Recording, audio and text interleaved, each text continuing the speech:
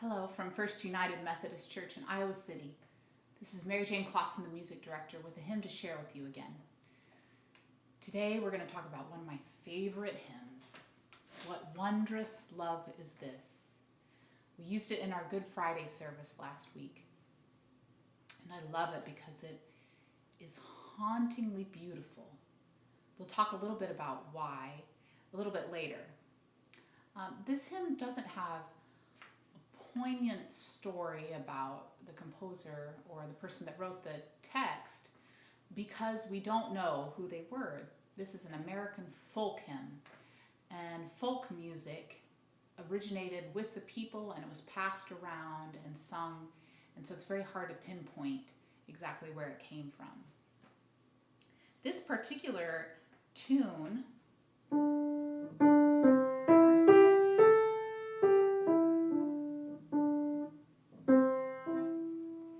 is a popular old Southern tune.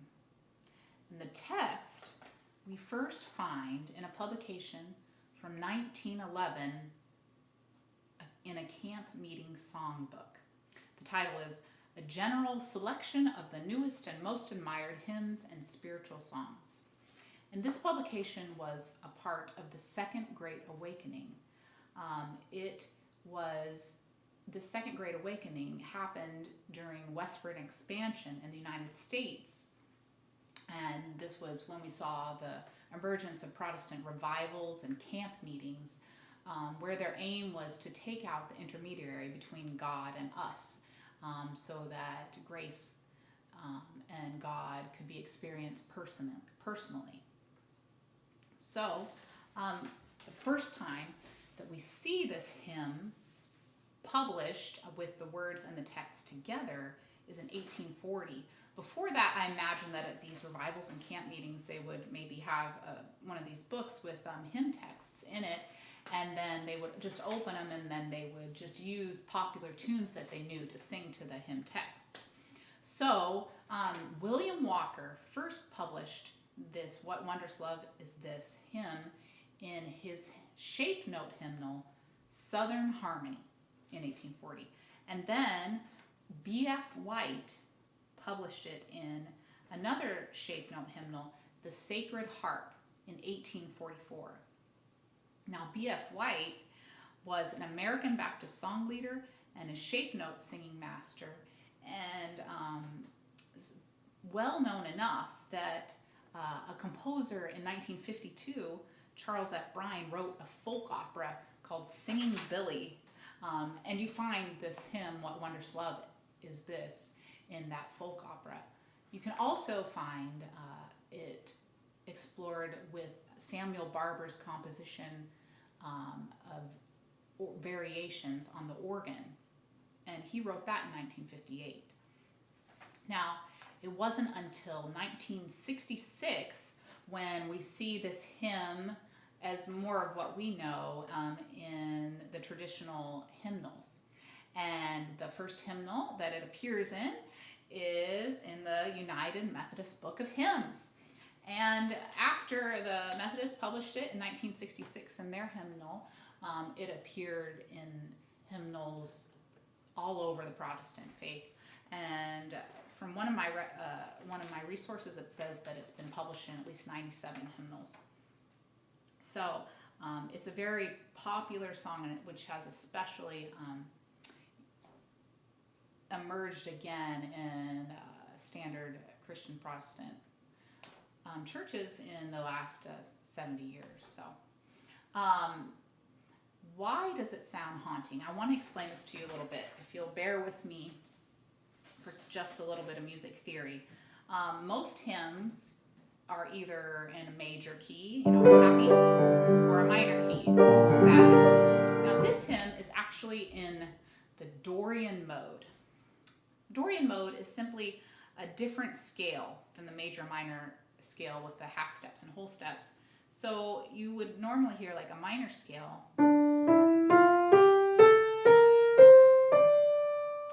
but the Dorian mode you can find if you go to a piano and you find a D and you play all the white notes.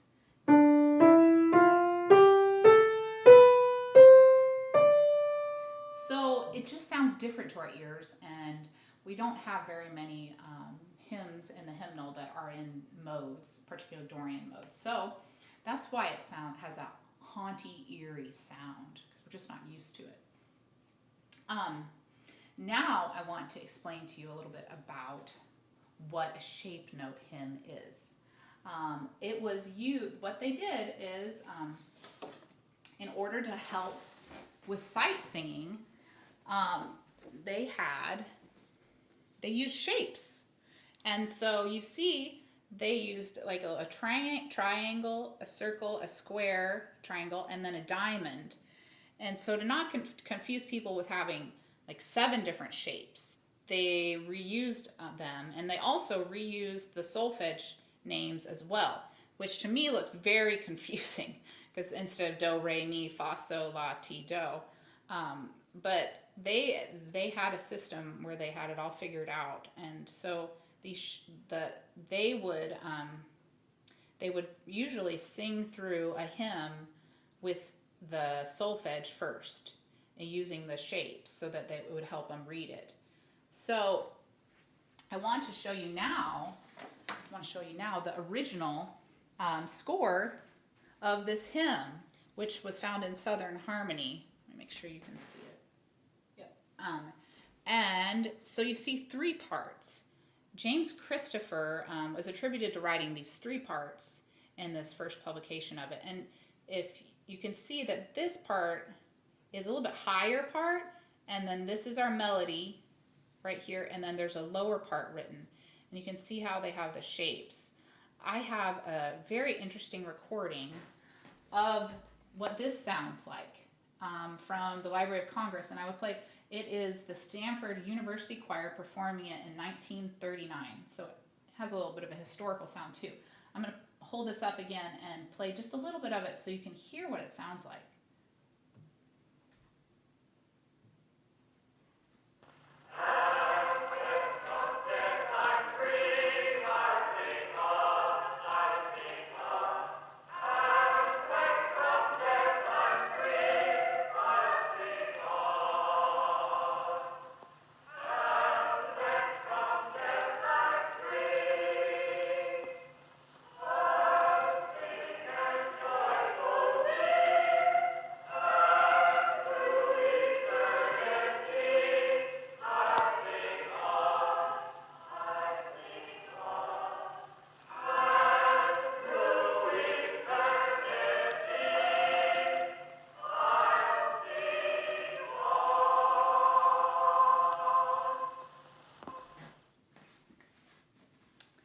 So I love that so you can hear those 3 parts. And I'm going to, on the comments on First United Methodist Facebook page, I'm going to post this so you can, if you want to look at it again. And then I'm also going to I'll post this link to this recording. And then I also have another recording that you can find on YouTube that I'll post the link to, that is, it's a church in about the 1940s that was recorded. And they're singing a different shape note hymn, but you can hear them sing the solfege things first and then jump into the words in the hymn. And it's almost otherworldly. So I hope you can check those things out. Now it's time to sing our hymn, and so I will play it through and then sing it, and I hope you can sing along. If you're looking at the Methodist hymnal, it's page 292. But you can probably find it, as I said, in a lot of hymnals.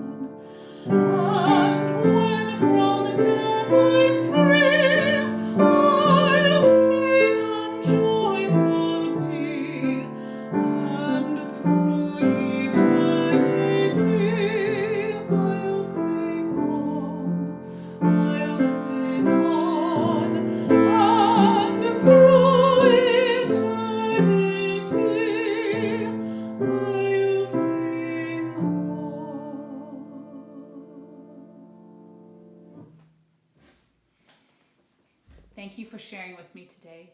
Sending you love and light.